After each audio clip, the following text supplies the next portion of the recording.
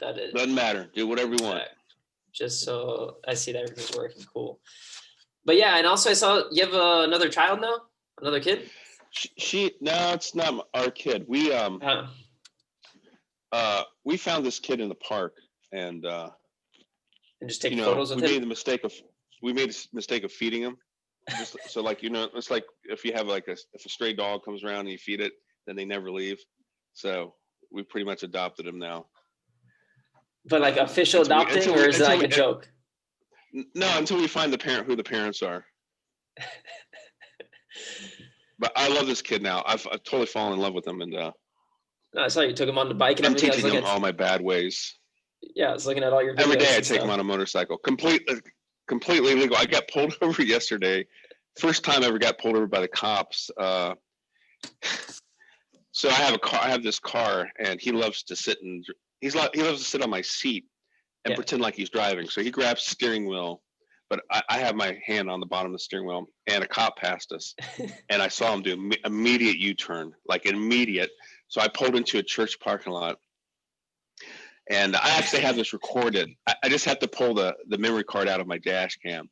So I saw this cop coming. So I pulled, I parked, I got out pretending like I was going to go to church, which is another story altogether. And he came up. He said, "Excuse me, sir." I said, "Yeah." He said, I had to do a double take, but I couldn't help notice that you had your kid driving your car. I said, "Well, he's not really driving the car. He pretends like he's driving, but he's not driving. I just live right there across the street, officer. We're just coming to church." And he's like, "Well, you can't do that. And can I see your driver's license?" I gave my driver's license, and he ran it, came back, gave him to me. He said, "Please don't do that again. That's extremely illegal." And he says, "Do you have a child seat?" I said, "Oh yeah." I opened up the back door. I had a child seat in my car. He just wanted to verify I had one.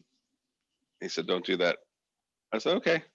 And this guy was so cool. I said, "Hey, can I ask you a question? Is it illegal to drive with a child he's only 2 years old? Is it illegal to drive with a 2-year-old on a motorcycle?" He's like, "Well, I have to check into that because that's really, I don't know too much about that area of the law. Can I have your phone number?" I was like, "Okay." I gave my phone number.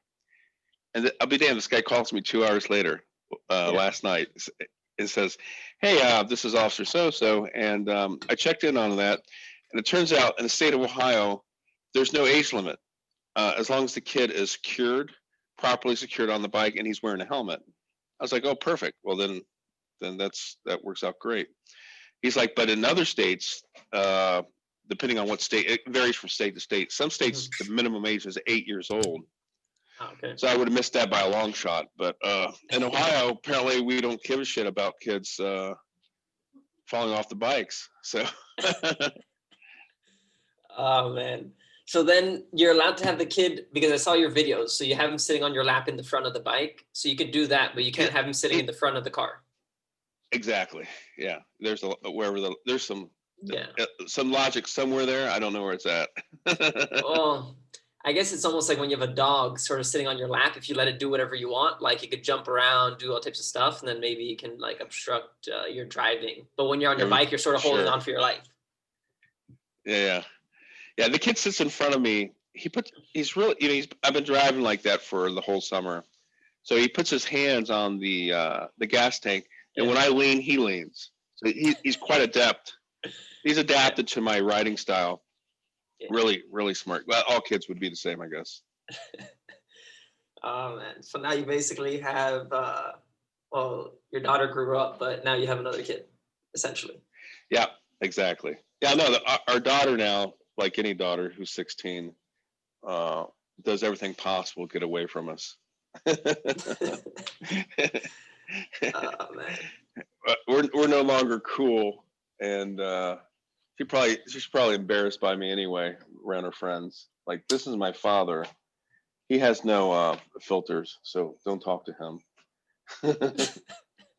So how is it though living in the States? Like, is it completely like you like it, or what's up? Yeah, I like it. I'm loving it, actually. It's still new. Yeah. I was gone for a really long time. Turns out I was gone for 31 years. Um, so I left in 90. Well, technically, I left in 80 in the 80s. I started working on ships. So I was gone for 10 years while I worked on ships. But then I met a Norwegian girl. I got married. I moved to Norway in 92. And then I was really gone. And then when my dad moved back to the DR in Yeah. 93, uh, when he moved back for permanently in 93 after he retired, then I started going to get away from the Norwegian winters. I started going down to the DR for the winter and spending it with them in Bolnau. It started out, I was only spending in one month with them, and then it went to 2 months, and then 3 months, and then 4 months, and then I met Big Frank at Yeah. O'Shea's because I'd come up and watch football. I drive up from Bolnau every weekend and watch football, and then Big Frank asked me if I wanted to work, and I said yeah. So then I started.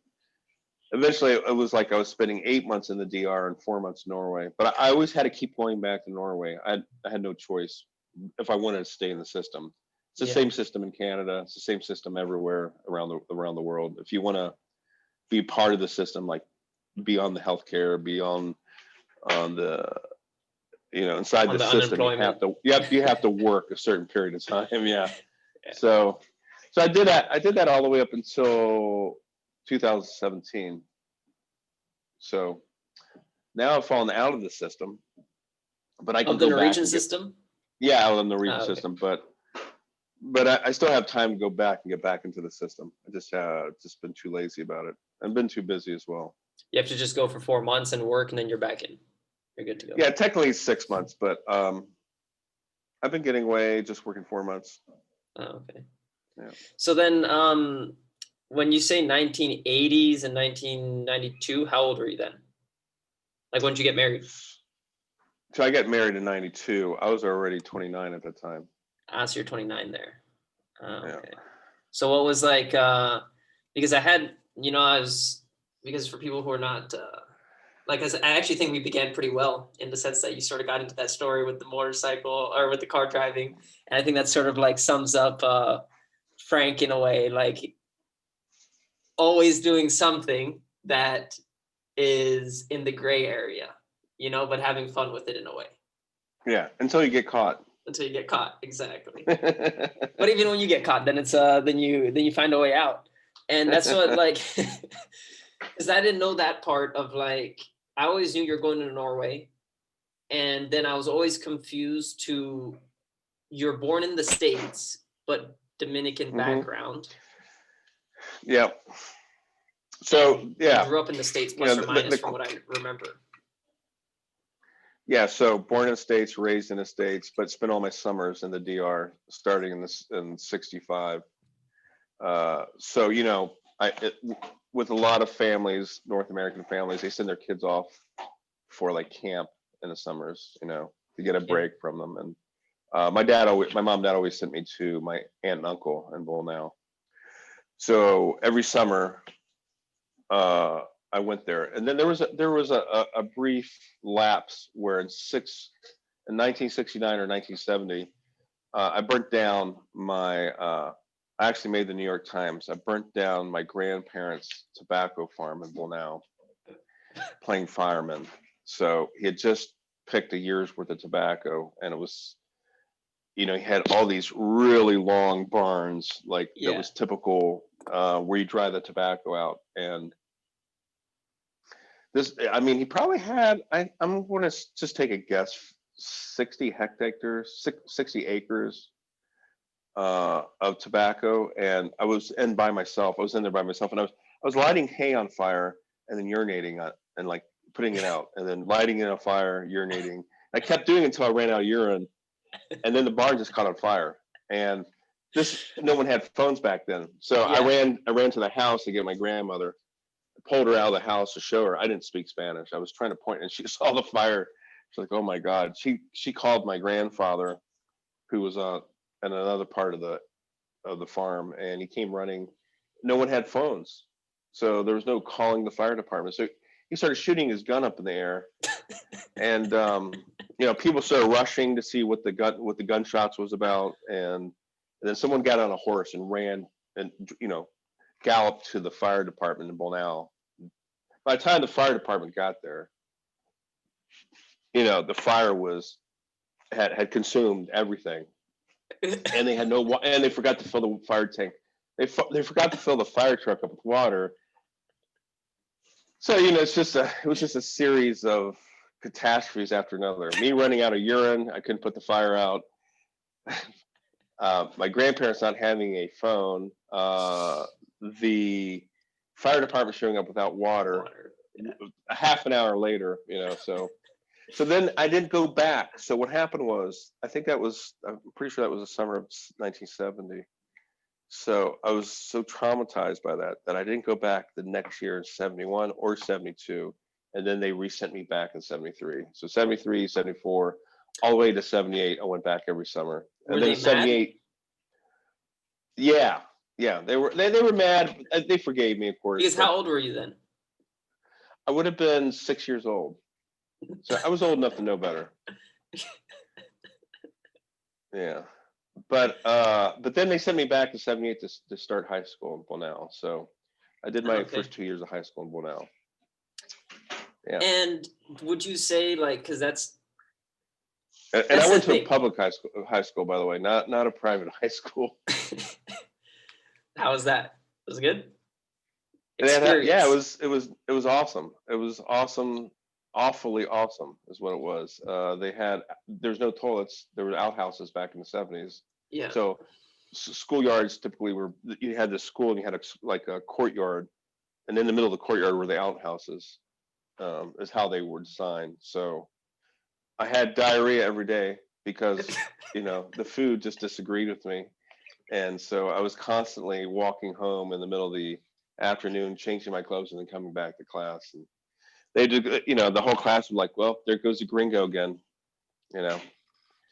with diarrhea running down my leg, running home, changing the clothes, coming back. I hated it, but it turned out to be the best experience of my life at the end of the day. And why is that? Because it was so completely different than what I was used to in the States. And it really gave me an attitude adjustment. So when I came back to the States, I was a lot more focused, and people were complaining about ridiculous things. So for those 2 years, there were almost virtually very little electricity. Back then, everyone had to walk or drive to go get drinking water. It wasn't not like the system today in the DR where you order, a truck shows up with these 5-gallon buckets and you don't have to do anything. Back then you had to go get the water, or at least in Bonao you did. So, so it was different. No drinking water, very little electricity, no such thing as a washing machine, no such thing as hot water. Who was washing the diarrhea pants? We had a maid, Okay. like everyone had a Haitian maid who did all the hard work, the horrible work. Yeah. Oh man. 1 second. Yeah. Our hot water tank's going out. Our maintenance guy's here. Anyway, so when I got back to the U.S., everything was after high school. So different. No, I had to come back and finish my last 2 years of high school in the U.S. Okay. And kind of reconnect with friends that I lost touch with, because my only friends I had when I went to Bonao to go do my high school were my cousins. I lived with my dad's brother and his 3 sons, my 3 cousins, and we were all around the same age. Yeah. And so it was 4 boys living in one house, all within 3 years of age difference, 2 years actually. And so they were my only friends I had for 2 years. So I come back to the U.S., I kind of had to reconnect with everyone. And people change so much in 2 years that some people you just never reconnect with. And is that what happened? Yeah. So some of the people by that time I was 16 when I came back. So some people remember this is the 70s. So some people had just gone on a completely different path. And does that mean like a hippie life, or what is that? A little bit of skipping school all the time. Doing drugs, and I wasn't going in that area any longer. So then I started kind of concentrating on school more. And so do you think though, like, okay, so lighting the tobacco farm on fire, when you're 6 years old. Is that like your first grand event that you remember? Or was there things before that? I don't think anything can top that. No. I mean, it was such a big event, and not just in Bonao, it was a big event in the DR, because there was so much tobacco, and there was so much acres and so much land. There was a lot The of whole livestock 60, too. the whole thing went in the end. So what it was happened? it was a series of houses, Yeah. how they build these really low to the ground. It's just hey, how's it going, Jason? So it's just a series of houses that have thatch roofs, and they're right next to each other. So once one catches on fire, the fire just jumps, and within a very short period of time, everything's on fire and it burns to the ground like that. But there was a lot of livestock that got lost in that as well. So it all went. It all went. It was all gone. Oh man. Yeah. And then to rebuild that farm, do you remember any of that? Any of those details? How long did it take them? So when I came back 2 years later, they were no longer, my grandparents were no longer living on that farm. They had moved to a different part of Bonao. Gotcha. And my aunt and uncle, who I ended up living with during high school, took over that farm. So it remained in my family, but for whatever reason, I still don't know to this day. My aunt and uncle kind of got up, moved to a different part of Bonao, and then just called it quits. Yeah, I think so. By that time, what happened was my uncles, because my dad had two brothers, had kind of invested their money in dairy farms. Okay. And cacao, chocolate, and a little bit of coffee as well. And they started buying up a lot of land up in the mountains, and this was pretty much all because of my dad's older brother, who was a doctor in the U.S. So that's a whole crazy story by itself. How my dad ended up in the U.S. was he had an older brother who won. Trujillo had a minister, an educational minister, that had some sort of plan where they took the smartest kid out of each high school and they brought him to San Domingo and educated them for free. Yeah. And you could study whatever you wanted. Your only obligation was that you were going to serve on the government when you were finished, in whatever capacity. So my uncle, my dad's older brother, won that contest or whatever it was, and got taken to San Domingo at a young age. Did his education there. Wanted to become a doctor. He then got sent to University of Chicago to do his internship. Yeah. From there, his first job was working for the VA here in Dayton, Ohio. So once he got established, his wife was a doctor. My aunt was a doctor at the same time, not in the same program he was in, but while they were here in the U.S., she practiced medicine in Cincinnati, and he practiced medicine here in Dayton. And they just started kind of slowly building a life, saving money, and sent for my dad. My dad came over, and when they had enough money to, when they had some security, they went back to the DR. And that uncle, that doctor, started buying up lots of land. Gotcha. And their second brother, the middle brother, started running all those farms. And so the tobacco farm, for whatever reason, just never went back to tobacco. And everything was pretty much focused on cacao, dairy, coffee, a little bit of coffee. And then your dad was the youngest one, then that's what I'm getting. Your dad was the youngest. And then Yeah. is it, so how does that deal work out where you're living with other family members? Like, is it just like, hey, take care of my kid? Or what was your dad doing during all of that? So, yeah, so the plan was in '78, they needed help. They were expanding, I think, quite rapidly, where it was just too many farms for the middle brother to take care of. Yeah. Because the older brother had his own medical practice in San Domingo by this point, and his wife, my aunt, had her own medical practice in San Domingo. So they, they needed someone to run it for them, and that was my dad's second brother, the middle brother, and I think they needed help, so he decided he would move back in '78, and so he sent me ahead, sent my Yeah. brother ahead as well. So I have a Dominican brother, a full Dominican brother, so he's my half brother. Because my mom's American, obviously, and my brother's mom is Dominican. So we went back to the DR because Yeah. my dad became partners with his brothers, and that lasted 2 years. And my dad, nothing had changed. So this is '78. My dad left in '59. Yeah. It was there was very little changes from '59 to '78. There was still no electricity, or very interrupted electricity. There was still my dad by this point had been living in the U.S. for 20 something years and gotten used to a lot of the modern conveniences and creature comforts that the DR just didn't have at that time. The DR didn't have cable back then, and cable had just kind of started taking off here in the U.S. So you lost that. You lost that. You lost electricity. Lost, a lot of things. Oh man. And then for you though, how did you see that, like being an American and then going down Dominican Republic, and how were you mingling then with the kids? Because the kids might have been complaining about something, and then you're just like, yo, buddy, I was shitting in a hole for 4 months. Exactly. So that's pretty much exactly how it happened. So I came back, and the people I reconnected with were complaining about, crazy things like, oh, I ran out of Mountain Dew. Like, I had forgotten what Mountain Dew was.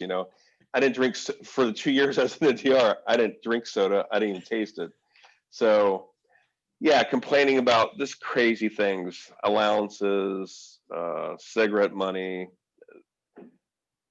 things that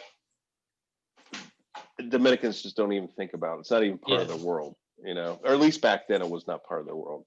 Drinking soda every day was not part of a Dominican's life back then, and smoking cigarettes, that was really frowned upon back then.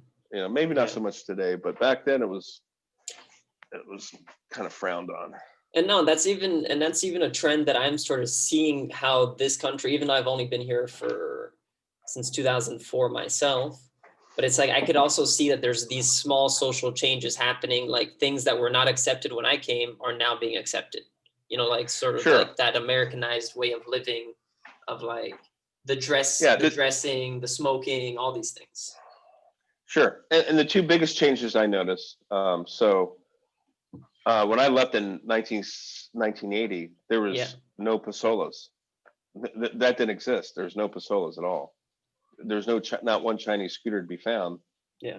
There was the Honda, sort of the old standard Honda Cubs, but not that many people had those. And hardly anyone had cars back then. If you look at pictures of Santo Domingo in 1978, 79, there was no traffic jams. You had to be rich to have a car.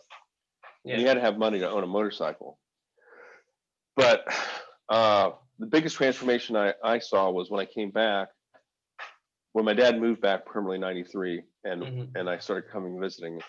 Just slowly, this accumulation of pasolas and scooters was astronomical. It was growing at there's a cat here. Yeah. Such a rapid rate that suddenly the poor person that was dependent on getting back and forth by horse suddenly overnight had access to a scooter, and it changed a lot of people's lives for the better, because people that lived way up in the mountains that had to come all the way down to the city on a donkey or a mule or a horse suddenly was able to do it, and 1/3 the time on a scooter. It really there was a really big pro and a con. The pro was that poor people that never had access to transportation suddenly had access to transportation. They could go back and forth from down to La Vega like this, where it would take such a long time to do it on a horse. And of course you had to have a reason to ride a horse all the way to La Vega from Bonao. But if you had a scooter, you could just go on the whim, on the whim, and 50 cents. And that was a huge transformation. The other transformation was cell phones. Yeah. Is it your dad? Yeah, he was asking me something. Yeah. The other thing was the cell phones. You know, no one had cell phones. Even when cell phones came available in the DR in the 90s, Yeah. The only people that had them were rich people, and you had to have a plan, and you had to have the money to buy the cell phone.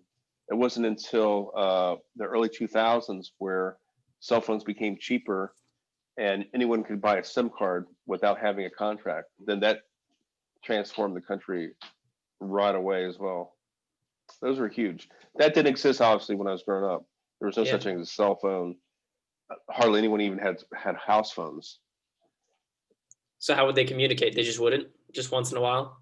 No, you walk down the street, sit Okay, on yeah. someone's porch. I mean, But like long distance, I'm saying, like if you long lived a distance. town So, over. so, yeah. So what happened was, or I remember, is when my aunt and uncle got a phone, like in Yeah. '79, a landline phone. Then people who needed to make a phone call would come over and knock on their Gotcha. doors and say, "Hey, I need to call my sister or brother in New York.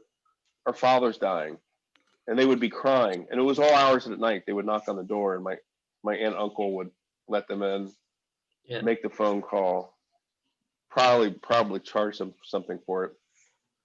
Well, it couldn't have been because cheap. they were the only ones on that street that had a phone. Yeah, a lot has changed. A lot of things have changed. So you think it was the communication and the transport? Those were like the two biggest ones. Oh, those are by far, yeah, those are two huge Yeah. changes. Totally transformed the country. And for you, being like seeing both of those sort of changes, and you're still relatively young, like what did you sort of prefer, or do you like the constant communication now that's happening, like that you're always connected, or is it? It's the same old story. It's like Yeah. you long for the days of past because it was so simple. There's no such thing as a cell phone or a scooter. But then at the same time, you never want to go back. You could never go back and live in those days because Yeah. then who wants to ride a donkey to Cabrera? Spend half the day to get to Cabrera when now you Yeah. can do it in 30 minutes in a car or motorcycle. No, well, it's like then again, who wants to ride a bicycle from Cabrera to Santo Domingo, which is what you did. Yeah, those are my fat tours. That's trying to lose weight. How And many? That's why it's called fat tours. Oh, okay. Yeah. No, it's just trying to lose weight. But the funny thing is, I never lose a pound. And in fact, I probably gain weight because the more exercise and more calories I was burning, the more food I was consuming at the end of the ride. And Yeah. yeah. How many times did you do it though? More than once, no? 4 times. And it always took you 2 days. Oh yeah, there's no way for someone like me to do it in less than 2 days, and that's 2 completely full days. Yeah, so it was like 10 hours on one day, 8 hours on one day, and then 10 hours on the next day. It's an 18-hour ride. People that bike every day, you see these like professional people on road bikes cycling up through the mountains.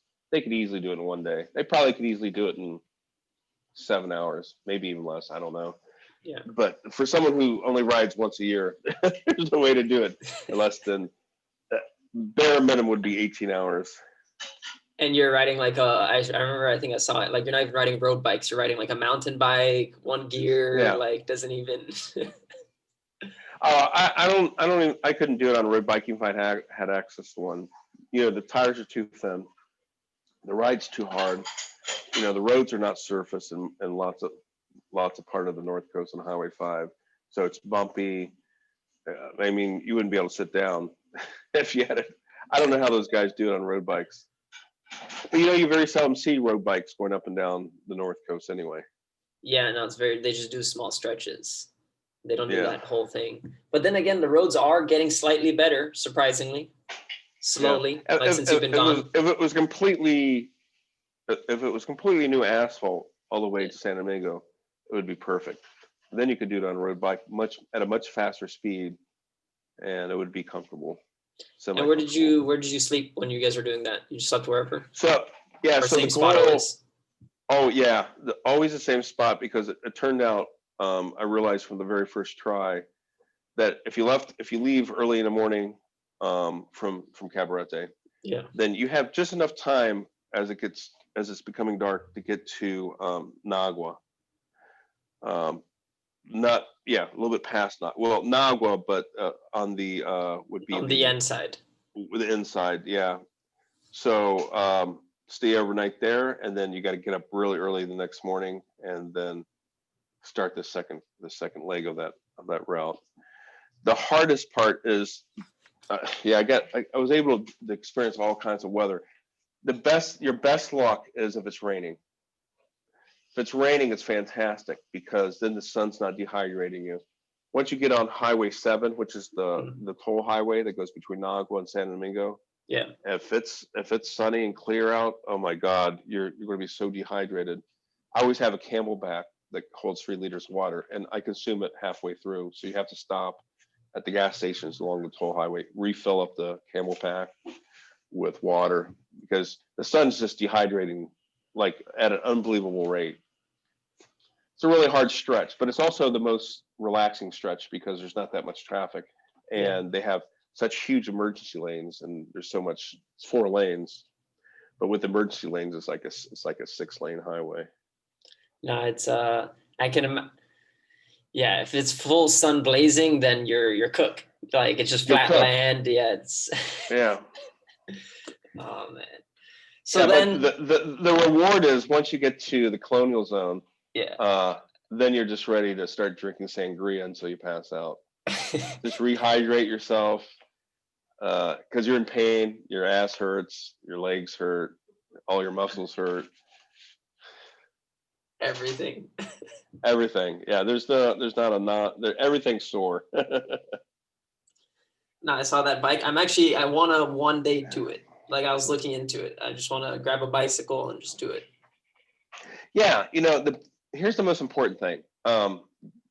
You gotta leave in the morning so that you have time, because you don't just, or at least me, you can't just jump on a bike and go straight to Nagua. You gotta stop, drink water, rest your butt, drink coffee if you're a coffee drinker, get something to eat. You got to constantly eat because you have to constantly put calories back in your body because you're burning so many calories. Yeah. And the other thing is you can't just try to do it fast because it's going to be an 8-hour ride. So you want to conserve energy. So you just want to find a nice even pace and just kind of stick with that. And then of course, you don't want to do it by yourself, although I have, but it's better to have someone with you. So you can make conversation as you're riding along. Thing is, you don't want to ride side by side though, because you're taking up too much of the road. And there's cars flying past you at some of them are going 100 kilometers an hour, and they're coming within inches of you. So it's not without its dangers either. But you want to really just hug the edge of the road. Yeah. And but it's rewarding. It's something you talk about the rest of your life, and if you take pictures like I do along the way, you see things at a much slower pace than you would if you're in a car. When you're just driving 7 miles an hour down the road, you see everything. Dead animals, crazy things that you don't see in a car when you're driving full 50 speed. 60 miles an hour. And my goal is to do it on a riding lawnmower next time. On a riding lawnmower. Yeah, I'm going to do it.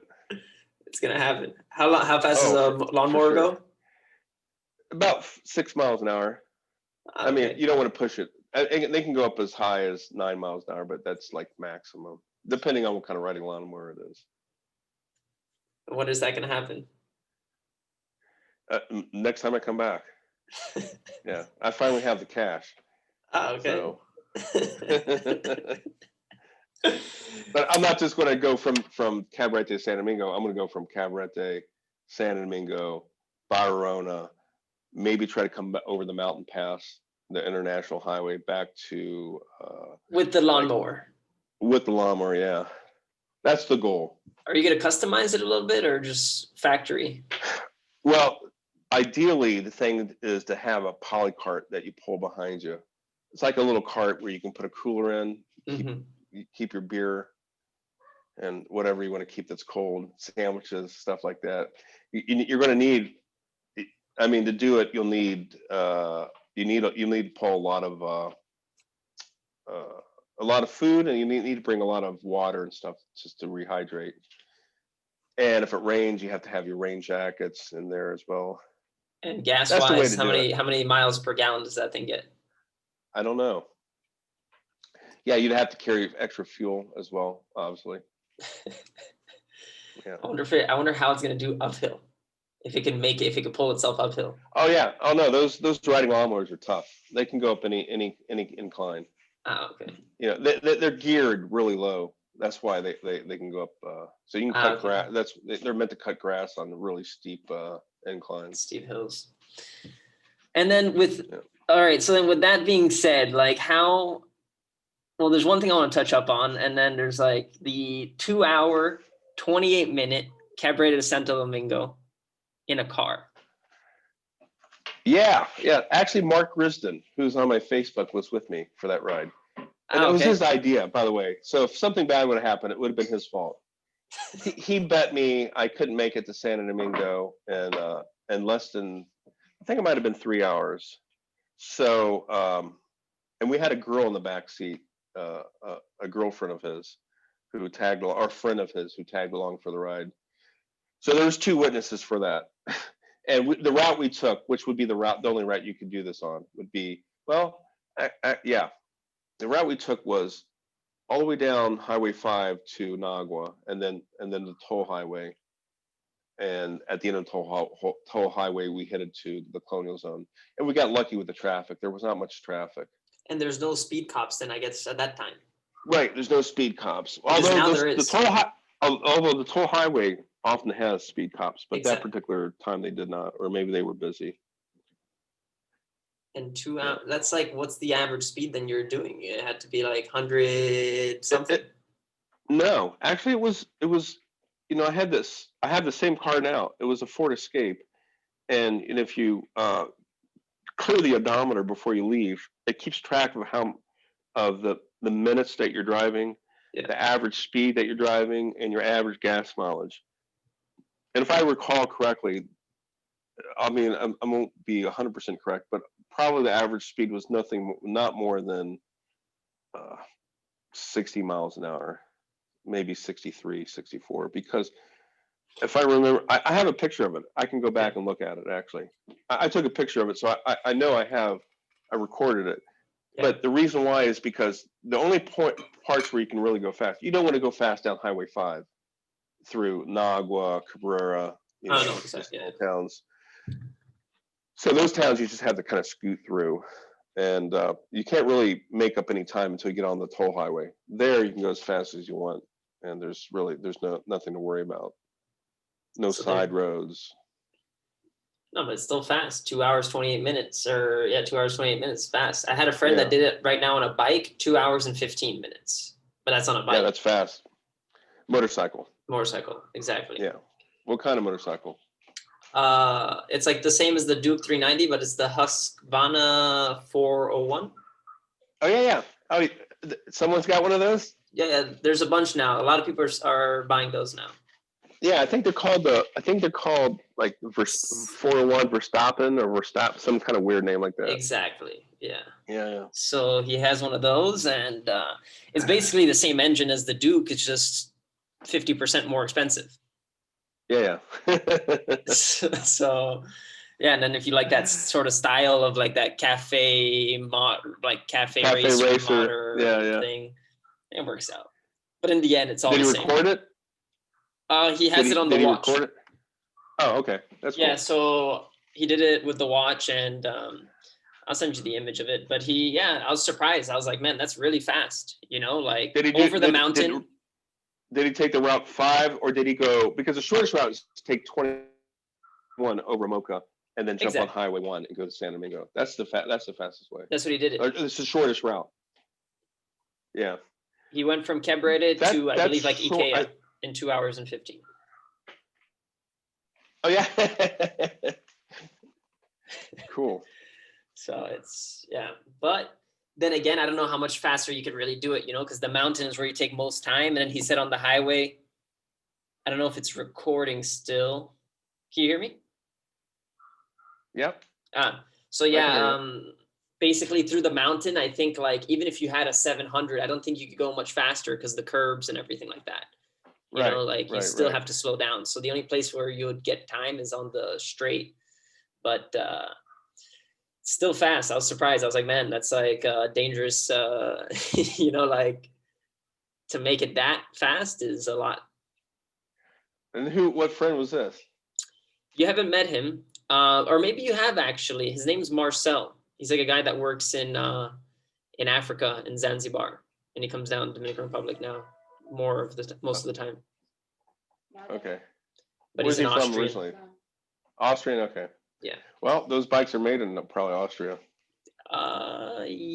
or India, but it's an Austrian, but it's an Austrian-owned company, KTM. Exactly. Yeah. So I think Yeah. now he was telling me that they started switching some of the production over to India, and a lot of people were mad about that. So if you don't get certain models, it's actually not even made in Austria anymore. So you have to get that's certain correct. models of the bike. But Yeah. so I didn't know that you got married at 29, by the way. I didn't know you're married the whole time that you're here for some reason. No, You got I married wasn't. early on. No, I was married only from 92 until 98. Another marriage. Yeah, that was the first time I was married was 92 to 98 with a Okay. Norwegian girl. And you're But I had met her in 85 and had been already going back and forth to Norway before we got married. Because when I wasn't working on ships, we would try to connect and hang out, and I worked on ships throughout the 80s. So, but at night in 92 was it was time to make a decision. So we decided to get married. okay. And then how did that go? So yeah, it's like everything else in my life. It was fantastic until I fucked it up, and I always fuck it up. I mean, it's never anyone else's fault but mine. Yeah. What happened was in '98 I got an offer to go back to ships, and I took it, and I shouldn't have, and but I took it because that company was called Fred Olsen. They're a Norwegian company, and the tours or the itineraries they had at that time was only around Europe. So they had two itineraries. One was called the Baltic cruises. That was, all the Scandinavian countries and Russia. And the other one was the Mediterranean cruise. And that was obviously in Southern Europe. And so I had never done that before. All the ships previous to that I had worked on had always only been in the Caribbean. And I was just sick of the Caribbean. And so I really wanted to see the Mediterranean. I really wanted to see the Russia and the Baltic cruises. And now I'm married to a Russian right here. So life came full circle. Yeah. No, but everything happens for a reason, like in hindsight. Yeah. One thing, anything, it's hard to tell how something might have actually played out in the end. We have an idea of it, but then again, well, we remain good friends. She was a fantastic girl, and we, like I said, we had been friends or known each other since '85. So when we got married in '92, we had spent a lot of time together, and unfortunately she passed away in 2004. She ended up getting cancer and passing away at a very early age of 36. Wow. But that's life. No, that yeah. But is it something that could have been prevented now with the technology we have now, or no, or is just one of those rare cases? This is one of those rare cases. She didn't have any symptoms. And actually, I don't know how they figured it out, but they knew it had started in her breast, but she had no symptoms of it in her breast. It wasn't until it metastasized in her liver, and then her liver started enlarging and growing. Then they realized, okay, this is not good. And once it's in your organs, it's almost impossible to get rid of. So, it was just too late to do anything about it. Yeah. No, it's I heard one recently, one of my dad's best friends, like something very similar as well, like just one day to the next, like you get some diagnosis and then it's just hard to, like, they just can't do, they try certain things nowadays, but it's like, it's crazy to see how like once you get one of these sort of sicknesses, like it could just your life takes a complete 180 in literally a matter Yeah. of days and weeks and months, you know. Exactly. But wow. And then, so it's like, I'm okay. what sort of wait, what happened? You okay? Or What's that? something? No, My wife was offering me some food. Okay. I said, no, I'm okay. No, so it's yeah. And then you ended up getting remarried, and now you're living the life you're living. And what made you decide to write?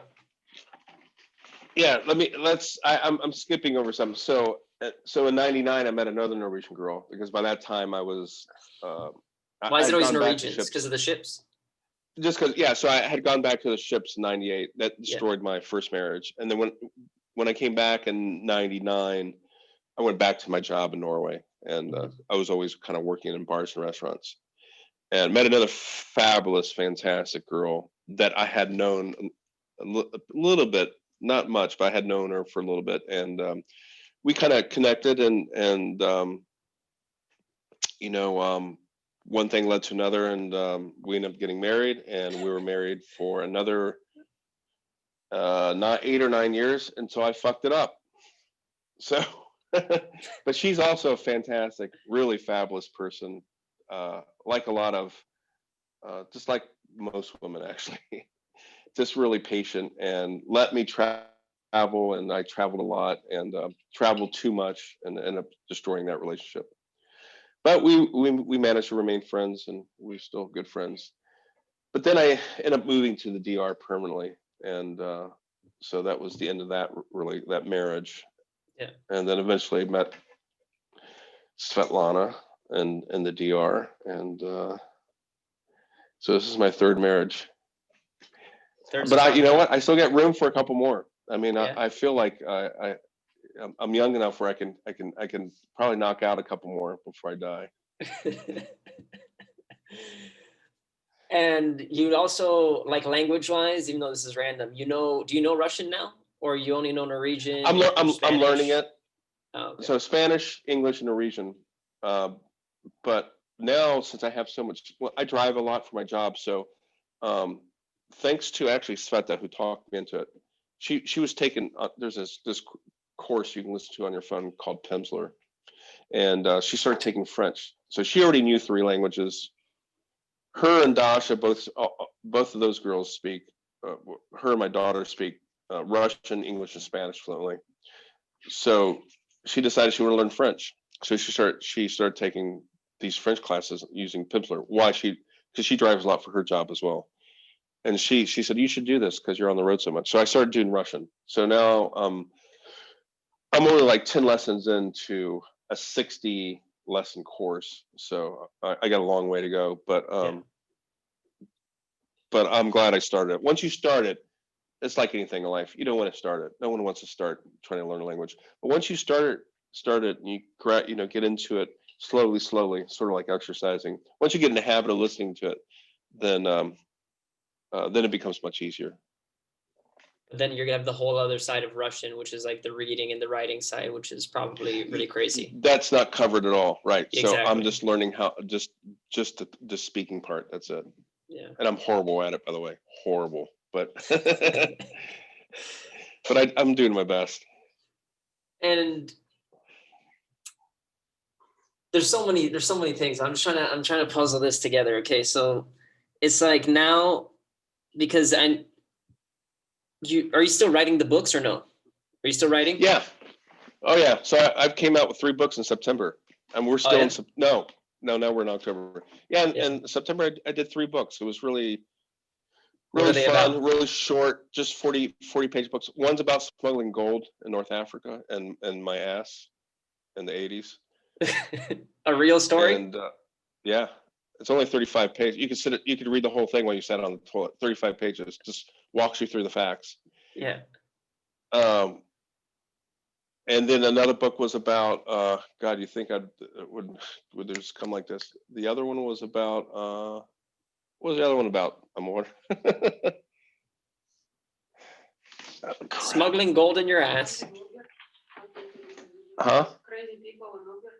Oh yeah. One book's about so when I first came back to the States, when I left the DR, I couldn't take any full-time jobs because I still had to go back and forth to Cabarete while the girls worked on their visas to get to the US. And so I was just Ubering, and coming and going, Ubering, and I became Ubering like in a the permanent States? driver in the States. Yeah. Oh, okay. Because I had to go, I couldn't have a regular job because every month I had to go back and forth. And so Gotcha. I ended up becoming a regular driver for some escorts and prostitutes and one drug dealer named JJ. And this book that I wrote last month is, again, it's only 35 pages. It's about, particularly about two escorts and a drug dealer that I became their permanent driver, go-to driver, for a good 6 months. So, in fact, they still call me. I don't do it. I don't do it anymore. But it wasn't but they like, it still was need just like rides. personal driving, like it was just like bringing them point A to point B, or is it like, hey, here's a briefcase, Frank, just drop it off here? No, what happened was, I mean, there's too many details to go into it, but with the escorts, what happened was initially started out as an Uber drive, and they were like, "Hey, are you available, to do private, to do other type of driving?" And I was like, "Yeah, if it's cash." So that is, and that's a cash business, prostitution, escorting. Yeah. They're only dealing in cash, and they don't really have credit cards. Why not? So, why wouldn't yes, they're just not responsible enough to, pay him off on time. Same thing with the drug dealer. The drug dealer had just gotten out of prison, and he was a cash business. He's a cash business type of guy, and really liked me for whatever reason and trusted me, and so I became his kind of also full-time driver. So one book's just about those two particular escorts, and JJ, the drug dealer. And then the third book is also about Ubering. Yeah, how was and your Uber experience it's overall? random stories. Loved it. I wish there was a way to make just one. Well, there's so many stories, because I'm also interested about how much gold you actually managed to put in your ass. It was 2 kilos. It's called the milk run. It's a really common 2 kilos way of smuggling gold. Yeah. How I'm can sorry, you fit 1 kilo, 2 pounds. I apologize. Oh. It's 1 kilo, which is 2.2 pounds. Yeah, but how does that look? And it looks like a banana. So they melt it down to like a rod, and then they cover it in black tape, and then you have to put lotion. You got to put Vaseline on it to get it up your butt. But do you do it because you keep the gold, or you do it because they just pay you to do the transfer, or you're doing it for the story? They pay you to do the transfer, and it's a very monitored process. So it's not anything probably how people think it is. Like, hey, take this gold. No, it's monitored. Someone takes you to the airport. The gold has to be inserted at a certain time. Gold has to come out at a certain time. Everything has to be done in a B, C, D type of way. So they're very smart logistically. They're very smart, yeah. And I don't know if they still do it, but it was the thing to do back in the 80s. And why is it you're not allowed to bring out 2 pounds of gold from a place? Yeah, you can't smuggle gold. But what if I just owned gold and wanted to bring it from my house in New York down to Dominican Republic? Yeah, well, you're gonna have to declare it and pay taxes on it. Okay, so they'll weigh it and check it. It's a way of getting around that. Gotcha. Yeah. Oh yeah. So I'm guessing you probably felt like you had to take a crap. Where's the gold coming from? You probably had to take a crap. You gotta take crap to get it out. Yeah. No, but I'm saying you probably felt like that too. Like, I don't think it just goes there and chills, and you're like, oh, this is fine. No, not unless you do it enough and make it a full-time job. And how did you get the idea to how do you even come upon an opportunity like that? Let's just say. Well, I'm not going to walk you through the whole story, but basically, me and my Norwegian, I had just gotten off the ship, and me and my Norwegian girlfriend at the time, who became my wife, were Did she also backpacking around. No, oh, okay. She didn't have a big enough butt. My butt was big enough to do it. We were backpacking around Europe, and so met a guy in Portugal, and he walked us through it. walked me Just through it. how was that conversation? Like that's so what do you Sitting, do, Frank? I work on a boat. He's like, you want to smuggle gold in your ass? it was supposed to be cameras. And that's all I'm going to tell you about that. You have to, it's 35 pages. I'm gonna Honestly, read it. anyone I'm gonna could, get it. you can It's read on it while you stand Amazon. on the toilet. It's on Yeah. Amazon now. Yeah. It's Are called, you it's printing called out the, books in physical or only no, ebook? no, yeah, just ebooks. I can't print, well, I probably could print out a few books, but the problem with printing out books is that It's there. if you included a detail there that is legally someone can come back and sue you for. If it's just an ebook, you on the fly, you can go on your phone and you can make a modification. You can alter a fact right away. It takes seconds. If it's in print, you can't you can't alter it. So when you're telling certain stories about certain people, Yeah. you know, you just you got to be very, very careful legally. And with your book career, like your writing career, how is that going? Like, you're selling some good books? Oh, good amount of books now, like ebooks and things like that, or? So I think I got around 23 books out now, and I've done the math, and I make just enough money to buy 1 cup of coffee a day. Since when? Yeah. Since what point? So I got 365. I got basically a revenue for 365 coffees a year. And not what type more of than coffees that. though? Starbucks or Dunkin' Donut $1? Yeah, probably not much more than a Dunkin' Donut coffee. Occasionally, maybe with a donut as well. Gotcha. But I just love doing it. I just love writing, and it's Yeah. a hobby, and it's not anything I ever thought, oh, one day I'm going to retire from writing. From writing books. I'm not that type of writer. Yeah. No, but to be honest, your writing is very engaging and very like easy to digest, but you're not like, you use a language that is not so complex. Like the more common readers can read it, like people that with a basic level of reading can read it, but it's also engaging. Like you do use sometimes words that are like, you either make them up almost. I don't think you're making up any other words, but more complex words, but it's like, I make up a lot of things. but it's like, yeah, no, I'm not. I'm more of I just do kind of, street writing. Just, I don't know what to call it. Gonzo style writing.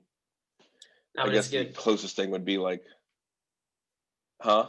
No, but it's good though. Like I love the excerpts that you put. Like now you don't do that anymore, but you're like posting always on Facebook like a chapter, and it's like digestible. You know, you can read the chapter in a couple minutes, right? And you just laugh your ass off the whole time. Like, no, it was good, but it's the writing part. So it's not you're just doing it still for fun, but at least you're still pumping out books. I need to check them out. Like that's one thing I remember I was telling you a long time ago. I was like, man, I really love like the physical, like even right now reading a book, just like physically engaging. Yeah. When you're reading it from a screen, it's like a different vibe, let's say. Yeah, for sure. And with the story of Uber, what's that? What was one of the stories? Because we got it straight off. Okay, so I think I have over 500 Uber stories. I mean, I did it for 1 year, off and on, but a typical day you have 15 rides. So if you do the math, I probably had. Well, I know the good thing is you can go in the app and see exactly how many rides you have. I have around almost 1,800 rides between Uber and Lyft. So there's 1,800 stories right there, possible stories, but most of them are not story worthy. But probably there's so many crazy stories. Oh my God, I don't even know. And would you write them after they happened? Like, did you already have this idea in mind when you were getting into Uber and Lyft? Like, I'm gonna document No, I this? didn't. No, I didn't have that in mind. It's just after the first couple of days, I was like, wow, you're meeting some really interesting people here, and I always ask people questions, so I get people to talk, and it makes the ride go by faster that way as well. And there's more potential to kind of have a connection if someone tells you their life story. So I'm always the type of person, whether I'm working in a bar or a restaurant or Ubering, I always like to ask people, hey, what's your story? And some people just will open up and tell you, the most secretive things because they never expect you to see you again. That's the great thing about being a taxi driver, is that sort of like being a bartender. People don't expect to see you again, so they'll tell you anything because they're gonna get out of your car in 15 minutes. Yeah. They have no, there's no connect. They don't expect any connection ever to happen. So I've heard a lot of crazy stories, but if you just want one, so I picked up two guys on a Friday. I dropped them off in Beaver Creek, actually not far from here, and then on Sunday I got called, I get pinged, and it turns out I ended up picking up the same two guys, and it's an SX, it's Cincinnati Airport, but it's in Kentucky. So it's a long drive. I start asking them questions. I'm very inquisitive, and they told me they were models, and they lived in Philadelphia, and they They really look seemed like more than models. that. They looked like models. Okay. You could see they could pass as models, not the kind of tall, statuesque models that you see on runways, Yeah. but more like face models or sportswear models. They were extremely in good shape. They were wearing muscle shirts, and you could see they obviously exercised a lot. And as the ride went along, I was more interested in what do you make as a model? What kind of money is in it? And they were being a little bit apprehensive about giving me too much details. And finally, they just came out and said, "Look, Frank, we're not really models. We're porn stars." I was like, "Oh, well, walk me through what's that like? What is it like to be a porn star? Yeah. What do you average a day? What do you make a year? What do you make a month? What's your day like? Yeah. What's your week like?" And then they walked me through the whole business. They told me exactly how the business worked, which was fascinating. And so I wrote a chapter about that. And they gave me their porn star names, because obviously, all the names are made up when you're in porn. You don't go by your real name. So, and I put that in the chapters, their real names, and I can't remember what they are now, but they were super cool, super down to earth. If you sat at a bar next to them and talked about football, they would just seem like two normal guys. Sure. There was nothing eccentric about them. There was nothing. They get up every morning at 7 in the morning. They ate a really specific type of diet. They exercised every day. They went to a set. They had this sort of planner. They knew exactly where they had to be on Wednesday, on Thursday, on Friday. They knew where they were flying to on Saturday. They knew they were going to fly back on Sunday night. They were really, really organized. They were not how my stereotype would have been, strung out on drugs, not really knowing where they're going to work next, not knowing where their paycheck was going to come from next. They were way, way organized. They were so organized, in fact, that they had, apparently when you're in the porn business, you also do these what's called circuits, where you go and you're going to be on Thursday. On Thursday, you're going to be stripping at some bar or signing, or you're going to. They would go to these strip clubs and gay strip clubs, and they would do signings, and people, there'd be an advertisement. Hey, on Thursday, Charles Österlund is going to be here, and Charles Österlund is the guy that has a 12-inch cock. So come out and see him. Cover charge is $6. They would get part of that cover charge. So They had this circuit where they were constantly traveling and going to different nightclubs around the United States. This is pre-COVID, obviously. And so they had an income from that, and then they had their income from porn. And they seemed very, very organized, and they knew exactly how much money they made a week, a month, a year. They paid taxes. It was nothing like my stare. I'm sure that's not the whole industry, by the way, but that was my experience. And were these guys then, I'm guessing, if they're that organized too, then they're probably at different caliber, like if they're doing tours and circuits, like they took a very businessy side to their industry. Yeah. They had a total business approach. And they probably knew it's a limited time. They probably knew it's a limited time frame. We're only going to be able to do this for a certain period of years, and then we're not going to be able to get work anymore. So So they were probably cautious with their money, and they seemed to be. And they actually were here visiting their father, because one guy was from Beaver Creek, and I met the father before I knew they were porn stars. I pulled up, and I got out of the car because they had their luggage there, and their father was there, and he was super cool. They introduced me to the father. They're like, "Oh, he's the guy that brought us here on Friday." And You know, we made some short conversation. I helped him put the luggage in the back of my car, and the guy obviously had a good relationship with his parents, and that probably helps a lot as well. Because the other stereotype I had in my head was, oh, you're a porn star, you probably are disenfranchised from your family, and Yeah. you know you're living a life of shame, probably hiding away from your friends that you grew up with, and it wasn't like that at all. It was absolutely the opposite of that. So with like, so okay, well, two things. The book then has 500 stories in it, or no? No, Okay. I've written over 500 stories, Uber stories, and I've published roughly around 10 books, Uber books, and some of the books have 20 stories in it. The one I just published in September has 20 short stories Gotcha. of 20 different rides. Some of the books only have 10 stories. It just depends. And your style of writing right now, is it all true or is it exaggerated in some senses, or it's all raw? It's all true. I mean, they're all true stories, but they're exact, and many of them are. Some of them, most of them, are exaggerated in little bit places here and there. Some stories need absolutely no exaggeration, and they got to be toned down a little bit for legal reasons. You got to tone it down. I mean, the escorts, obviously, you got to tone that down. Yeah. I can't go into specific details about what she did and how she did it. That's just not that's not permissible. So some things have to be toned down. Like actually, you can't. They're actually crazier than what the story I can write. And then other stories I exaggerate, but it's usually such an obvious exaggeration that people get it. It's just Yeah. depends on the situation. And this is something that you never, I know I asked you in person, but you never told me. You said, I'll tell you another time, and then you moved away.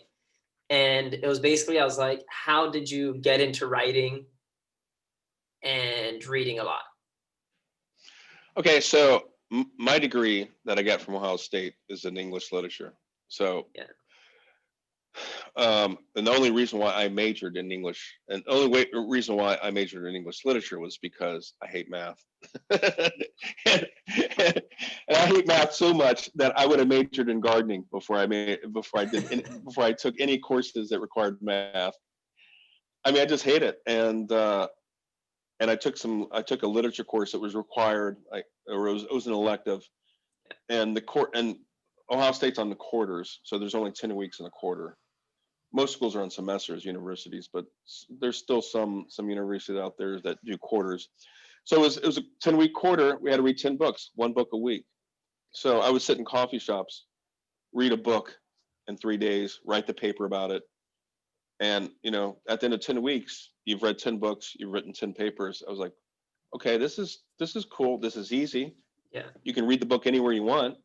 You don't have to be in a lab. You can read it at home. You can read it on the bus. You can read it. So the literature came about simply because it was easy, and it was better than math. And the writing part came about, I think, just to kill time. Otherwise, if I wasn't writing, I don't know how anyone would not write. Actually, I mean, especially if you travel a lot, and obviously I've traveled a lot. Yeah. The funny thing is I haven't written any books on the cruise ship industry, which is absolutely remarkable because I've been on 5 ships over 10 years, and I could probably write an encyclopedia of books on just the cruise ship industry. And I don't know why I haven't gotten around to that. What was your position as on the boats? Started out as a disc jockey, then became a tours manager, then became assistant cruise director, then went back to tours manager. So the last 4 ships were in management positions. So, Okay. But not the first ship. The first ship was just being a disc jockey. But then, sorry, I took you off your train of thought. I was just wondering. Oh yeah, so the writing is just to kill time, because otherwise I'd probably just be sitting in a bar drinking all day, and my liver can't handle it.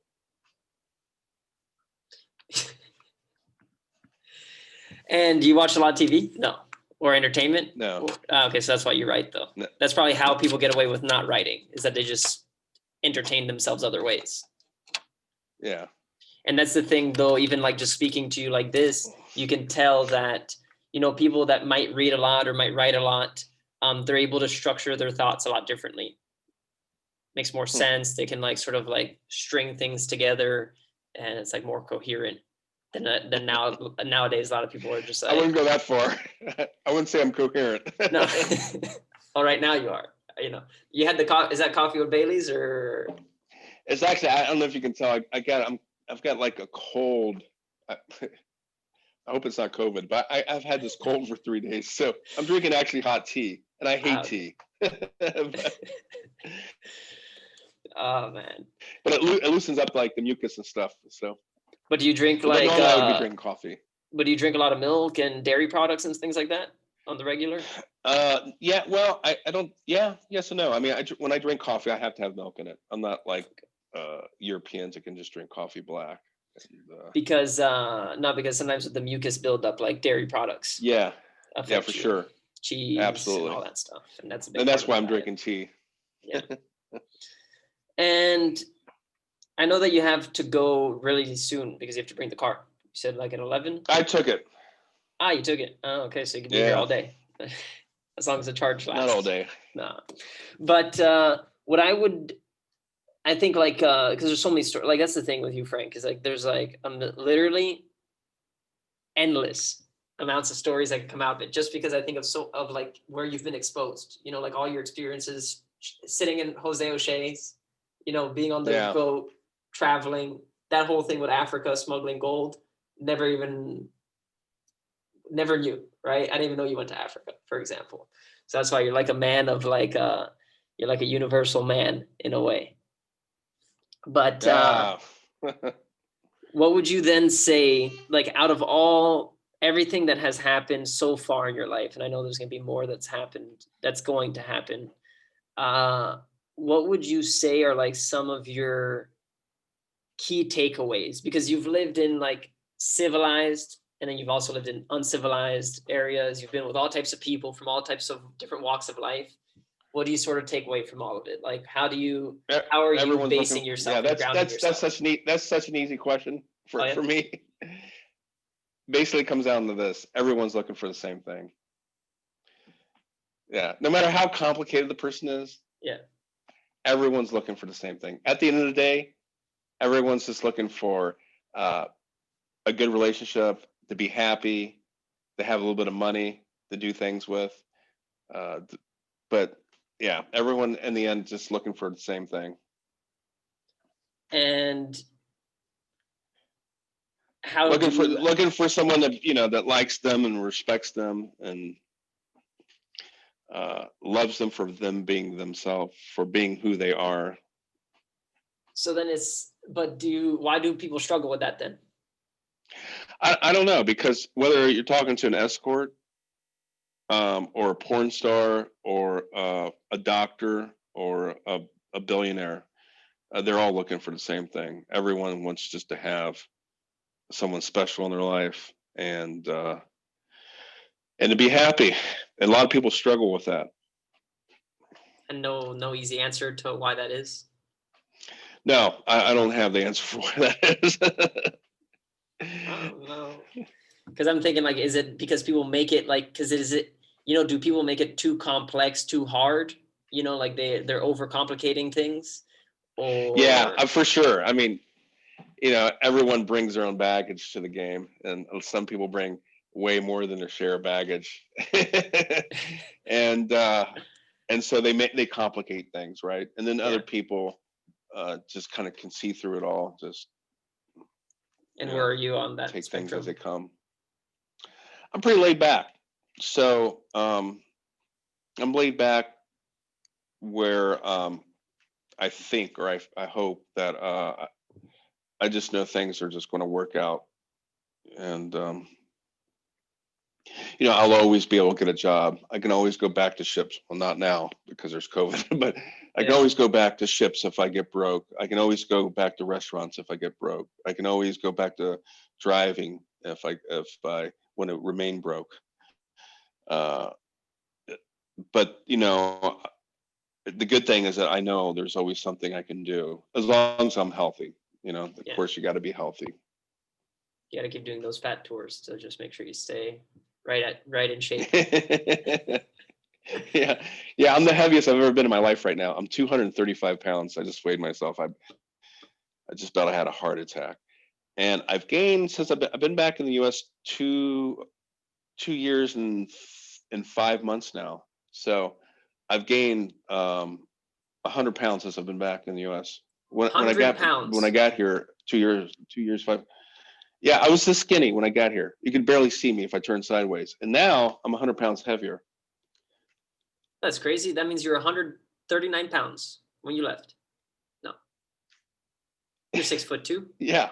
or 6 foot something. No, I'm 5'11". Oh, okay. I thought for some reason you're like 6. I thought you were taller than that for some reason. With shoes on, I'm 6 foot, but barefoot, I'm 5'11". Yeah. Jesus. And why were you were you always that light? Or what? I'm just kidding. I'm just kidding, by the way. I've always been 190 pounds, 180 pounds. Okay, But I'm now I'm 235. Yeah. Now I'm 45 pounds heavier. And I know exactly what it is. I mean, it's not rocket science. Yeah. I eat a pint of ice cream every night, and I can't walk past the ice cream freezer at Kroger's without buying at least 3 or 4 pints. And I get up in the middle of the night while I'm asleep, and I'll eat another pint and go back to bed, and not even know it until I wake up in the morning. You have chocolate all over your face. So yeah, so ice cream's been my downfall. My diet, it's been my diet's downfall. Ice cream and chocolate. Oh, man.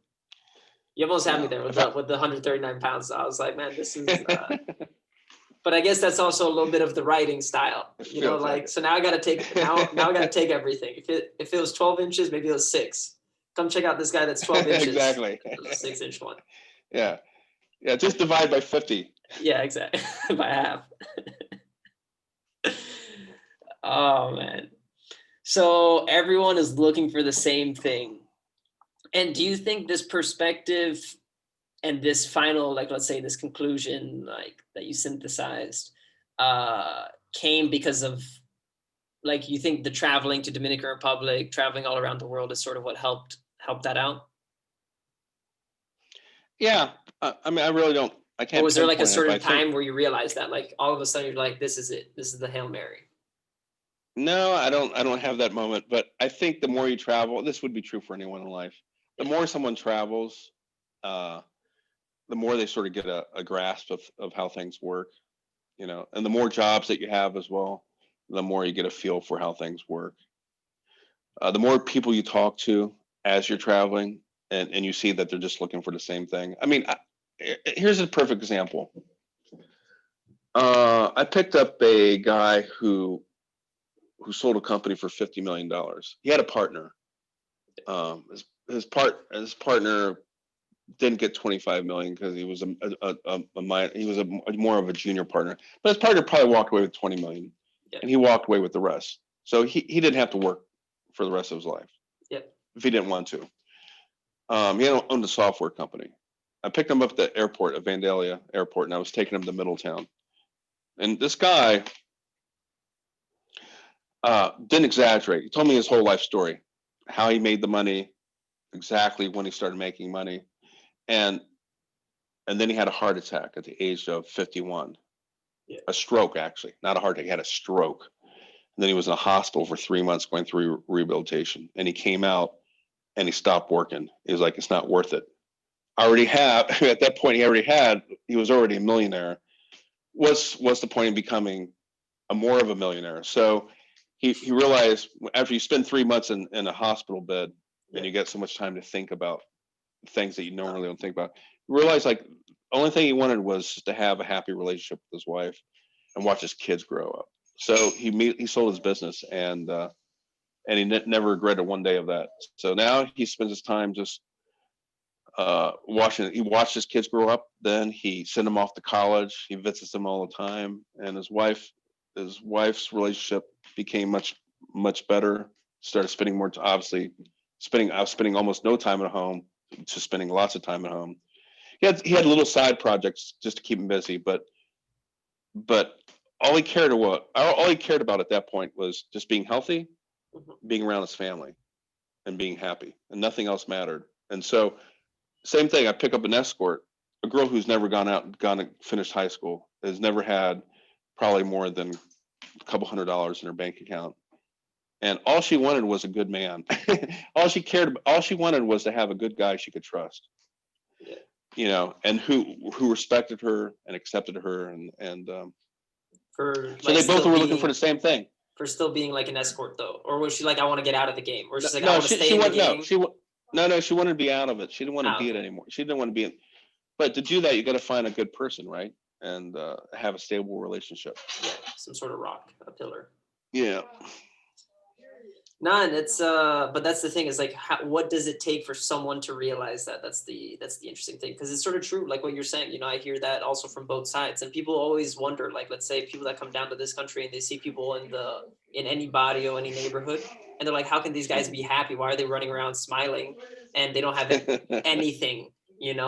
And it's like, no materialistic possessions. exactly, and it's like, that's not what it's about in the end. Like, sure, it's nice to have one of those sport bikes and drive around, have the wind blowing through your hair, whatever it is, and that's part of it. But it's in the end, that's not like the ultimate. Like, that's not the ultimate thing in a way. No, it's not. It's not going to fulfill your life. Yeah. Hey, Josh, you would come here and say hi to Charles? Charles Österlund, do you remember him? From Bon Ice Cream? No? She's 16. She's like, I'm out of here. No, but and how's that experience been then as well? Like, you always thought you were gonna be like, to end that off, like you always thought you're gonna be a father sort of thing, and that's like part of a chapter? No, I never thought I would be a father, and I don't have any kids of my own. So Dasha, although I've watched Dasha grow up since the age of 5, she kind of came into my life. I'm glad she did, because then she made me realize how crazy teenagers really are, and that they're untrustworthy around money or ice cream. So I got to hide my stuff all the time. But that's been fun to watch the kid grow up, and it's fun to watch a kid grow up where they want to be around you all the time to absolutely doing everything in the world to avoid you. Like now. Now I'm at a stage where with Misha, the little kid that you saw a video of, where he's 2.5 years old, and so he constantly wants to be around me. He constantly wants to go on a motorcycle. He constantly wants to take motorcycle trips. He constantly wants to go here and there, and that's fun. But he'll come to the point like Dasha where he'll become 15, 16, and he'll want to be as far away from us as possible. But that's life. I was the same way when I was a kid. Yeah, exactly. That's what I was about to say. I think that's sort of something that everyone goes through in a way. Yeah. Everyone's got to find themselves. But at least the good thing is that you sort of find the comedy in it, and you like, you're not you're attached, but also like disattached. Like you're attached but disattached. I don't know if that's the right way to say it, in a way. Like you're okay with you're enjoying both sides of it. Yeah. I know there's going to come a point where it's not going to be like that anymore. Yeah, when the money runs out. Yeah. That's when they'll be back. Hey, Frank, long time. Yeah, I'm hungry. Yeah, exactly. That's what I was about to say. It's like, my stomach just feels a bit weird. It's like it's empty. And someone's knocking on the door asking me for some money. I don't know what rent. No, but Frank, I don't know if there's anything else you want to throw in. There's so many things. Like I was gonna like, what's your favorite country in the world, and what was the worst country in the world that you've ever been to, and then your favorite motorcycle. Jesus. I don't really have a favorite country. No. And I don't have a favorite. I don't have my most disliked country either. I like to see the good in everything. So I don't. Oh, okay. So you've had a good experience in what? Okay, then maybe this is a better way to frame it. Like, because I know hate's a strong word, or even dislike, but it's like, which country have you had the most memorable but worst experience in a way that you could sort of laugh off now ever? Oh, well, I've had a lot of, well, in the DR, I was arrested and spent 3 days in jail as a murder suspect. That was a funny experience. And I say funny, it was also not a pleasant experience, but it was a Yeah. funny experience because I had never been arrested before, and certainly not as a murder suspect. And that was back in that was in 2008, and that was in Cabarete. That was a so that wasn't that was like kind of a horrifying experience for some. It would be horrifying for some people. It wasn't for me because, well, A, I knew I hadn't done anything, so there'd be nothing for them to pin me on, Yeah. and B, I knew I could always just make a phone call Yeah. and get out of jail if I had to. My cousin was the governor at the time, and he was like, "Why didn't you call me? Why didn't you?" I was like, "Well, first, I've never been Is arrested governor before." the same and, thing and as mayor? Or no, governors of the no, country? so he was the governor of the Bonao province at the Gotcha. time, but he was pretty close. Now he's even closer, or he was very close to the president. Gotcha. Because he's in politics, and that's just Yeah. the thing. He owns banks, he's in politics. And I had another cousin who's owns one of the biggest construction companies in San Domingo, but I don't want to Yeah. I don't want to talk too much about that. So I could have made a phone call and gotten out if I wanted to, and everyone was shocked that I didn't make the phone call. But I was like, I really wanted to see what it was like. I knew I'd only be there for a day or two. Yeah. It turned out I was there longer than that, but within 2.5 days is what it was. But it was such an interesting experience, and I met some really interesting people, and I'm friends with two of the people to this day. Like the suspects or the Uh, police officers? the suspects, yeah, Oh, okay. yeah. One's a famous kite surfer. I don't want to say his name because Yeah. maybe he doesn't want to have his name out there, but I Yeah. mean, you know him, and he's quite well known. Super cool guy. And the other guy is just a motoconcha driver, still a motoconcha driver. That we still laugh whenever we see each other. We laugh about the experience of sitting and because we didn't just sit in jail in Cabarete. They transferred us to Puerto Plata. Then we sat in jail in Puerto Plata. So that was there would have been a horrifying experience, or had the potential of being a horrifying experience, but it actually was not. It was actually extremely interesting experience. And And at any point I'm in glad time, I'm did you glad ever I got to think you enjoy did it. it? Like when they're interrogating you, did you ever sort of No, well, they never no, they never even interrogated me. In fact, none of us. And Ted Foster, who was the U.S. representative for the embassy for the Yeah. United States for the North Coast, he came down. He walked me through. He's like, "Hey, I just want you to know that we, the U.S. Embassy, we know you're here, that you've been arrested." Because I was an American citizen. I was also a Dominican citizen as well, but they didn't know that. Well, the cops knew that, but Ted didn't know that. So Yeah. Ted's like, "I just want you to know that they're going after 24 hours. They either have to charge you or release you." And I was like, "Yeah, that's cool." I was like, "I won't be here more than a few hours," but he's like, "Oh, why is that?" It's like, because I have nothing to do with it, and I hadn't even seen this girl for 4 days. So Yeah. he's like, "Well," Ted was a lot smarter than I am. Like, well, it doesn't quite work like that, but okay.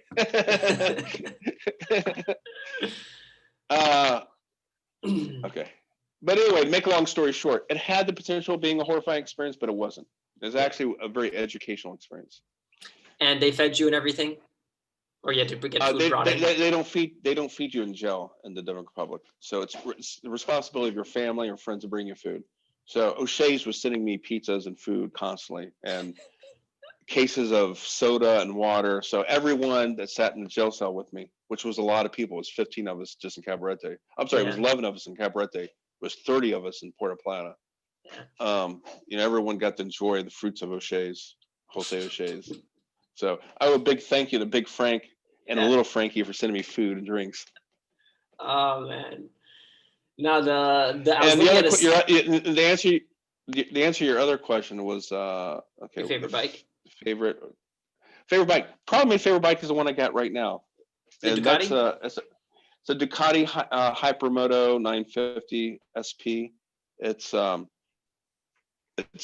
it's okay. Obviously, it's fast, but more than that, it's got all the new technology things that can go wrong, but I haven't yet.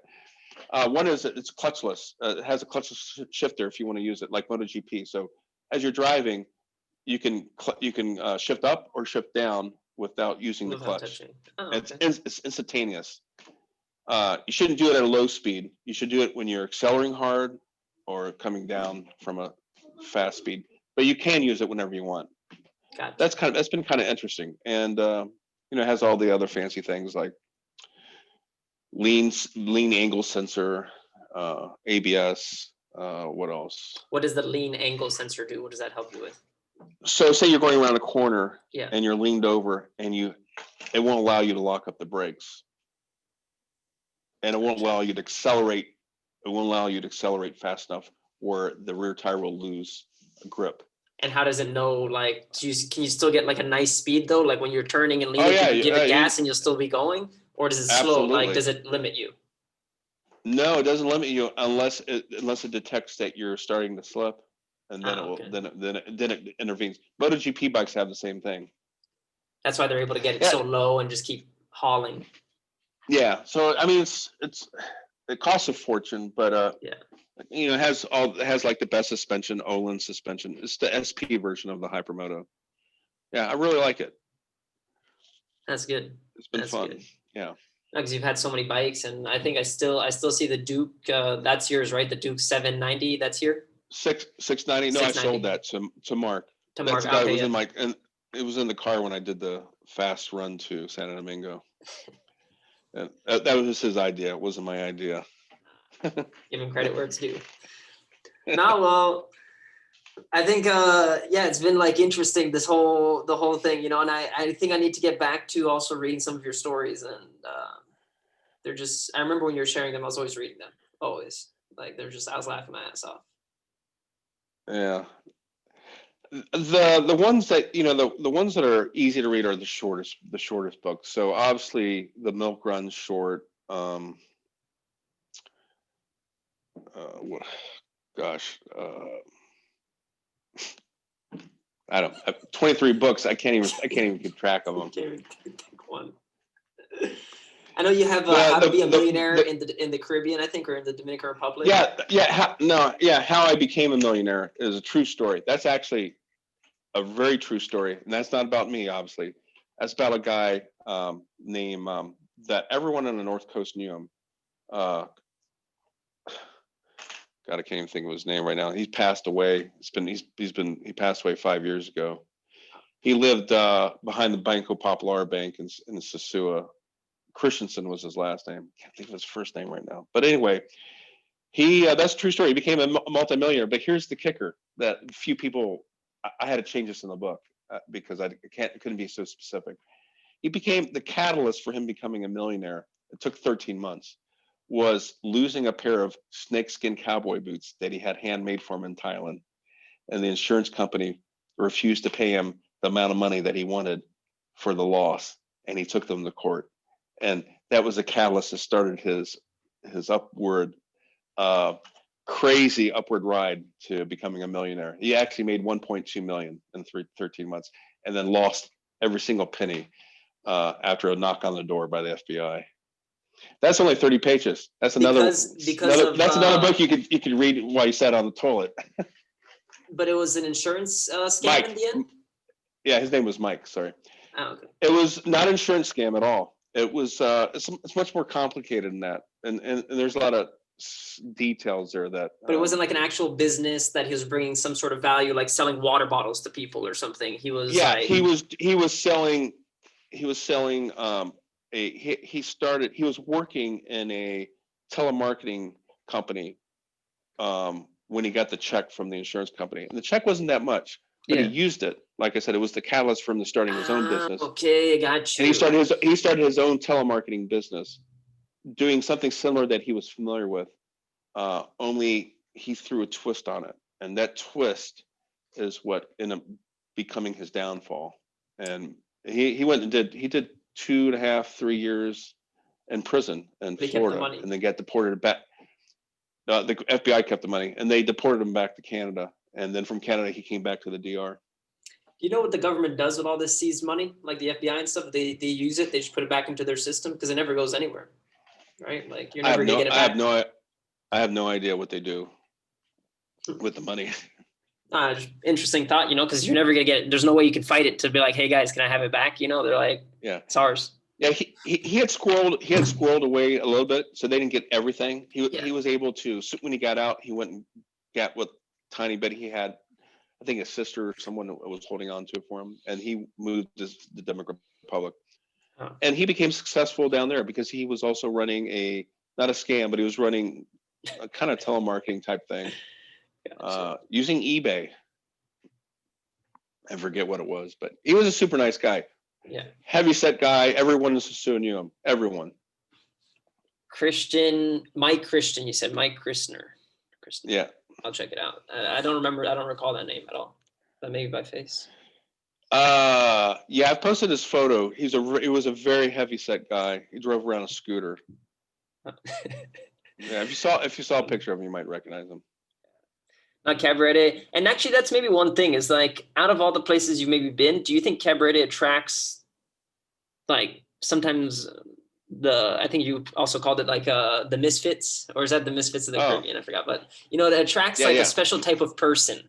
I find. I don't know if that's found everywhere in the world. Like if you're, let's say in Ohio, you're going to find that sort of pool. That's every Caribbean island. That's every tropical island. It's every place where people can run to and not pay any taxes and live frugally and live out their fantasies that they can't do back home because they have family and friends around.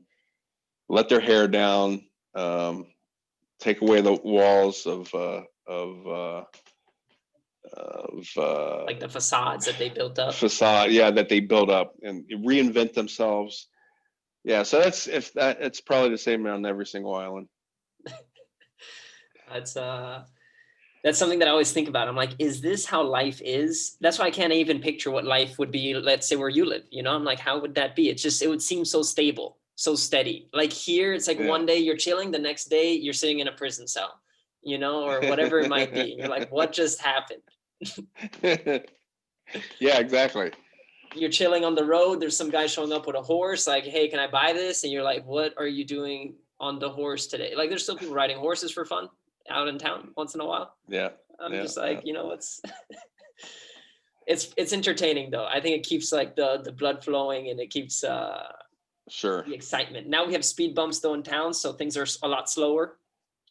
So it's not the same action we used to have. Are they concrete? Are they concrete speed bumps or the plastic little? Yeah, you have to stop. Maybe with your bike, let's say with the suspension, you can maybe just hit them and keep going. But no, you got to slow down. Oh, you got to slow down. Oh, okay. Oh yeah, yeah. I mean, on a motocross bike, but on any kind of street bike, you got to slow down. Well, then all right. So you'd have to slow down because here it's like, you hit these, you're gonna go flying. Yeah. That's what you need. That's the good point. That's the point. Yeah, exactly. Yeah. But now the issue I see is that people don't know where they are. So you always hear like a loud braking sound. Yeah. You're like, yeah. And then have you ever driven to Barcelona, and especially anywhere around Lago Enriquilla? No. Why? Speed bumps everywhere? Or Pedernales? When you go down south, there's speed bumps everywhere. But here's the thing: if you're not from that area, you don't know where they're at. Because they're not painted. If there's nighttime, you definitely can't see them. But even in the daytime, all the paint's worn off them, so you can't see them. So I've hit some at some really high rates of speed and almost lost it. So, Dash, do you have a game today? Where? All right. So those are dangerous. And if you're in a car, forget about it. I mean, it would destroy your suspension immediately. And there's hundreds of them. They're everywhere. I went only up to Salinas a couple weeks ago, and I recall some speed bumps. Not too bad though, but. No, you got to go more southwest to really experience them. You haven't gone to Barcelona yet? It's on the list. Go straight to Casa Bonita. That's a hotel I always go to. That's stunning. Yeah, I heard of it, but then I also saw the price of it, so that's a whole nother story. No. Yeah, no, you don't stay there. You go there. You have some food, something to drink, but then you go down the street. And you stay at one of the other hotels, that are only 1/10 the rate. Exactly. Yeah, but there you're allowed to hang out by their infinity pool. and have coffee, wine. I mean, my friends and I always get massages. They have an incredible spa that's built next to a river. It's an outdoor spa. It's unbelievable. Well, then there you go. That's where you decided massage and coffee. Yeah, and then continue once you kind of rest up. Then you want to continue down that highway and back up to like Cabo Cabo Roja Rojo. and Cabo Rojo and Bahia De Arena. not Arena, De las Águilas. Bahía de las Águilas. Las Aguilas. Yeah, exactly. That's where you want to go to. Because that's stunning, and the drive there is stunning. But just like I said, you got to watch out for the speed bumps. Speed bumps. Yeah, I saw the photos. I really need to do it, but I need to separate a couple days. That's not a 1 day trip. That's like a 2, 3, That's a 4 days. That's a 4-day trip. Exactly. Yeah. So I want to do the international highway. I want to do. Yeah. I want to do the Bahía de las Águilas. And yeah, I was even debating, did you ever ride in Haiti at all or never? No, and I actually never had the urge, because the problem is that if something happens, you lose your bike. There's no getting it back. Yeah, sure. If it gets stolen or someone takes it from you, you're not going to get that bike back. Yeah, you can't call the embassy on that one. Hey, I sort of got my bike stolen in Haiti. They're like, get out of there, Frank. You should know better. No, but no, there's so much to explore still in the Dominican Republic, and everything is so different. I find like the North Coast, the South Coast, to the East Coast? Is it East Coast would be Las Arenas, Samana? It's just all different and so much to offer. But then again, you need the roads to get there. So that's the thing. You need the infrastructure, but they're working on it. And I think now is the time to visit that part of the island, the Bahía de las Águilas, because they already started building. So they're already building and buying up properties. I think that's going to be the next part, in 10, 20 years, probably. Sure. So that beach that you probably saw however many years ago is probably not going to look anything like what it is or what it was. That's with everything in the end. But all right, Frank, I think, I think we covered a lot. Like, I'm going to look also for that article, the New York Times one that you're saying, of 6970 coffee burning. Yeah. They don't print my name because they're not allowed to. I was underage, so they're not allowed to use your I was a minor, so they don't use. But they didn't mention like kid playing with fire, pissing on it. No, they didn't mention me trying to play fireman. It's a short article. American burns down farm in Bonao, a tobacco farm. And my uncle had the article, and I haven't seen it. I haven't seen it. My dad is the one who told me about the article and had read it. Yeah. No, it's didn't find it. It's also interesting how, even with that just being said, like how the news articles can, like, the media can sort of change the thing. American burns down farm. They don't write like child playing fireman accidentally burns down farm. I don't think they knew that story. Yeah. Oh man. Although my grandparents knew it. Everyone knew it. I mean, they still tease me about it, but yeah. Legendary. And here it's over 50 years later. Yeah, it's crazy. Legendary. What's the future gonna look like for you? How's that looking? What's the next years? No idea. No idea. Day by day. Ride by ride. Yep. No, well, definitely a pleasure to get some of these stories in. Like, that's like the nice thing about writing is like, that's also how you could like speak with someone, and communicate. And the stories are just like great because I think they also show that like not anything is possible, like, but it's like, no matter what you do, life goes on, even if you think it's the end, even if you, whatever it is that happens, good or bad, like it just goes on and you can like adapt and change and evolve as things come. And like you said, everyone is looking for the same thing in the end. And I think it's sort of true, but a lot of people, I think, don't want to admit it. I think that's like the issue, there's no one's really talking about that thing. We're just sort of like playing this one fucked up game of there's so many games being played right now in the world. You know, you have like this social media game, you have this professional life game, you have all these things. And I think they're not like, it takes some sort of experience to get back to the basics. Yeah. But yeah, so I think that'll be it. I think that's it, you know, like unless there's something to add, but it was great. Likewise, always fun talking to you. Yeah. No, Keep me abreast with your motorcycle trips. No, I will.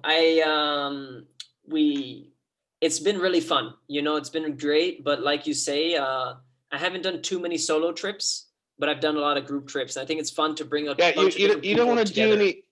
you really don't want to do any solo trips. Yeah. Simply because if you get a flat tire out in the middle of nowhere, you need someone to help you take the tire off, jump on the back of their bike, go to the nearest town, get it fixed, come back, put it back on. That's a 2-man operation. So yeah, I don't recommend. I travel a lot by myself, but I also know how to fix a flat tire, and you got to have the right tools for that as well. So yeah, that's the thing. I need to improve my mechanical skills a little bit. I could do some basic things. You know, I adjusted my chain and yeah, all these types of basics, but I haven't taken off the wheel fully, I don't think should be that difficult. right.